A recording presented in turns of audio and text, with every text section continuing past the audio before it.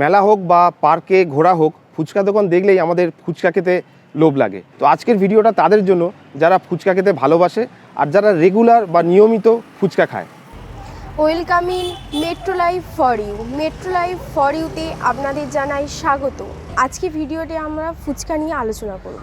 ফুচকা নিয়ে ইউটিউবে প্রচুর ভিডিওস আছে, প্রচুর ব্লগ আছে, কিন্তু আজকের ভিডিওটি একটি সতর্ক বার্তা নিয়ে আমরা এসেছি। তো এই ভিডিওটি দেখার পরে অবশ্যই ফুচকা খাওয়ার আগে আপনারা সাবধান হয়ে যাবেন। তো চলুন ভিডিওটি শুরু করা যাক। আর শুরুতে ফুচকা কীভাবে তৈরি হয় একটু ছোট করে আমরা জেনে নেব।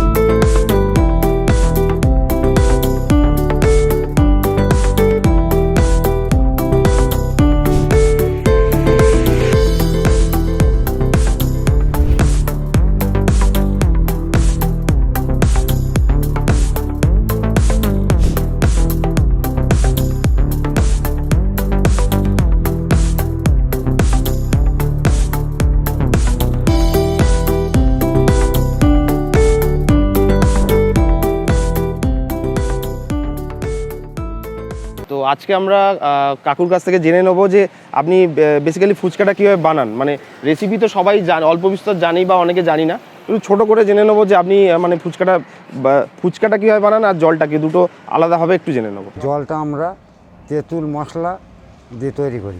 ফুচকাটা হয় আটা সুজি ময়দা দিয়ে ফুচকাটা তৈরি হয়। আর জলের যেহেতু আমরা আজকে জলটা নিয়েই বেশি আলোচ্য বিষয় আমাদের, তো জলটা আপনি মানে কি কি জিনিস দিয়ে জলটা তৈরি করেন? জলটা হজমালা আছে, তারপরে জলজিরা আছে, তারপরে আপনার তেঁতুল আছে, তারপরে ধনে জিরে আছে, দিয়ে জলটা তৈরি করেন। মানে বেশিরভাগ যেটা আমরা পাই সেটা তেঁতুল দিয়ে, তার সঙ্গে মশলা হিসাবে মানে আরো স্বাদটাকে বাড়ানোর জন্য আমরা এটাকে মানে যেরকম বললেন জলজিরা বা হজমলা বা এগুলো দিয়ে আমরা ওটাকে আর একটু ভালো করতে মানে টেস্ট বাড়ানো। একটা বিশ্বাস রয়েছে যে এই কাকার ফুচকাগুলো খুবই ভালো এবং যেভাবে উনি তৈরি করেন সেটা খুবই স্বাস্থ্যকর। তো সেই নিয়ে আজকে আমরা আলোচনা করবো এই ফুচকার জল নিয়ে, যে কীভাবে আপনি সিলেক্ট করবেন যে কোন ফুচকার জলটা ভালো, কোনটা খাওয়া উচিত আর কোনটা খাওয়া উচিত না। আপনারা কীভাবে বুঝতে পারবেন যে কোন ফুচকার জলে তেঁতুল রয়েছে আর কোন ফুচকার জলে টক চিনি দেওয়া রয়েছে? তো সেটার জন্য দুটো বিশেষ উপায় রয়েছে যেটা জানা। প্রথম হচ্ছে রং, তাই তো? মানে ফুচকার জলের রংটা আমরা দেখতে পাই যে জলের রংটা একটু কালচে হবে, প্লাস জলের নিচে হালকা একটা মানে যে তেঁতুলের যে গুঁড়োগুলো বলা যেতে পারে একটু থিতিয়ে পড়বে। কিন্তু টক চিনির জলটা একটু সাদাটে টাইপের হয় আর মানে অতটা কালো হয় না, মানে ফুচকার তেঁতুলের জলের মতন অতটা কালো হয় না। যে জলের রংটা কিন্তু টক চিনি মেশালে এতটা কালো হয় না, ওটা সাদা রঙের থাকে। তো আর স্বাদের জন্য যদি টেস্ট বা স্বাদের যদি দুটোর আমরা মানে পার্থক্য করি, তো এই তেঁতুলের টকটা একটু অন্যরকম হয়, আর টক চিনি বা যেটা সাইট্রিক অ্যাসিড যেটা মেশানো হয় আলাদা করে, সেই টকটা একটু তীক্ষ্ণ টাইপের মানে চড়া টক হয়, যেটা খেতেও খুব বেশি ভালো লাগে না, খুব বেশি হয়ে গেলে খেতেও কেমন একটা লাগে। তো আজকের এই ভিডিওটা এই জন্য করছি কারণ আমরা দেখি যে অনেকেই আছেন যারা রেগুলার ফুচকা খায়, ফুচকা ভালোবাসি খেতে। তো তাও দেখেছি বেশ কিছু দোকানে যারা অ্যাকচুয়ালি টক চিনি ব্যবহার করে, সেই দোকানে আপনাদের নিয়ে যেতে পারলাম না। তো যারা ব্যবহার করে সেই দোকানেও বেশ কিছু ভিড় লাগে, বেশ সবাই ফুচকা খায়। তো তাদের জন্য অনুরোধ যে আপনারা ফুচকা ভালোবাসেন, প্রত্যহ ফুচকা খান ঠিকই আছে, কিন্তু এই জলটা বিশ্লেষণ করে, জলটা চিন্তা করে কিন্তু আপনারা বিচার করবেন যে আপনারা ফুচকার জলটা খাচ্ছেন সেটা কিভাবে তৈরি। বেশ কিছু ফুচকা ব্যবসায়ী তেঁতুলের বদলে টক চিনি বা সাইট্রিক অ্যাসিড ব্যবহার করেন, যেটি অবিকল চিনির মতনই দেখতে। এই সাইট্রিক অ্যাসিড আদৌ ন্যাচারাল ইনগ্রেডিয়েন্টস দিয়ে বানানো নয়, এর পুরোটাই কেমিক্যাল কম্পোজিশন, যা আমাদের স্বাস্থ্যের জন্য আদৌ ভালো নয়। অল্প কিছু পয়সার লোভে আর কম সময়ে টক জল বানাতে ফুচকা ব্যবসায়ীরা এই ধরনের টক চিনি বা সাইট্রিক অ্যাসিড ব্যবহার করেন। এখানে দেখতে পাচ্ছেন অরিজিনাল তেঁতুল দিয়ে বানানো ফুচকার জল, আর তার পাশেই টক চিনি দিয়ে বানানো ফুচকার জল। আচ্ছা, আপনি তো বহু বছর ধরে ধরুন ফুচকা বিজনেস করছেন, তো আপনার কেন মনে হয় যে টক চিনি দিলে আর তেঁতুল দিলে কতটা মানে আপনাদের দামের ডিফারেন্স হয়, যে কতটা লাভের জন্য এটা এরকম কেন করছে? না, খরচের যদি কথা জিজ্ঞেস করি, মানে তেঁতুল কত টাকা কেজি আপনাদের কিনতে হয়?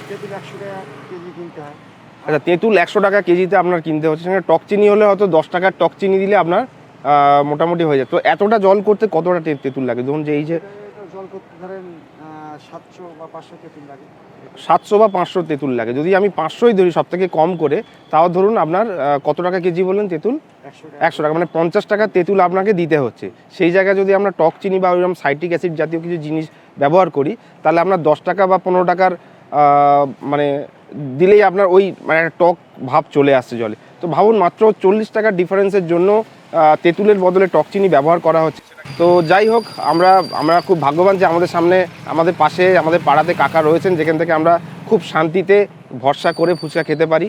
তো আপনাদেরকে অনুরোধ থাকবে, ফুচকা খাওয়ার আগে একটু দেখে নেবেন, একটু চোখ খোলা রাখবেন, জিভের টেস্ট অবশ্যই মানে লক্ষ্য রাখবেন যে কোন টেস্টটা কীরকম, একটু জানাও দরকার আপনাদের।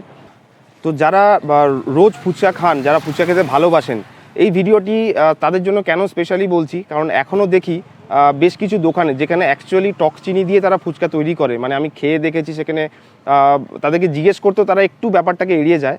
তো সেই জায়গায় দাঁড়িয়ে দেখেছি অনেকজনকে সেই দোকান থেকেই ফুচকা খেতে। তো সেই জন্য আজকের এই ভিডিওটি, দোকানে গিয়ে জলটা একটু চেক করে নেবেন যে কীভাবে জলটা বানিয়েছে, জলের রঙটা একটু চেক করে নেবেন।